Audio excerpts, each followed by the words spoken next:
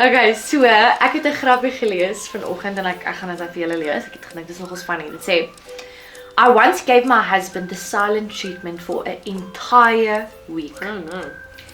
At the end of which he declared, "Hey, we're getting along pretty great lately." Ja. Oh, not good. Maar dit laat my dink aan hierdie ene wat ek raak gesien het van die koppel wat op by mekaar sit en dan sê hulle ons weet ons mag nie kwaad gaan slaap nie. Ons is nou al vir 3 dae wakker. Yes, maar dit laat my dan dink, miskien is dit omdat hulle moet gaan slaap, wat hulle nog kwaad is vir mekaar. Ja, exactly. Emosies loop groot as mens kwaad, as mens moeg is.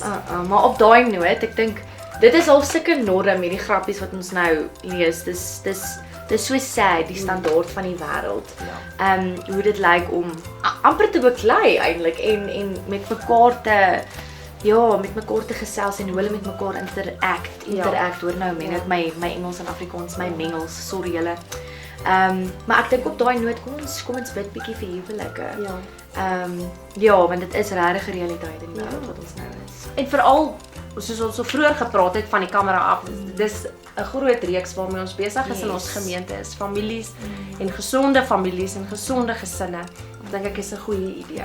So kom ons sit net so en ons sluit die oë en as jy vanoggend jou huwelik saam wil sê om te sê asseblief bid vir ons. Ons het die Here nodig. Bid hierdie saam met ons en ons bid vir huwelike hierdie tyd. Right. Here, ons dankie dat ons huwelike aan U kan opdra, Here. Ons gemeenskap, ons gemeente, elkeen wat hierdie video kyk, bring ons huwelike na U toe. Here, U het huwelike ingestel en U het gesê dis nie goed dat ons alleen moet wees nie. So ek wil bid vir U seën wat sal rus oor ons huwelike. Here, ek wil bid vir gesonde verhoudings.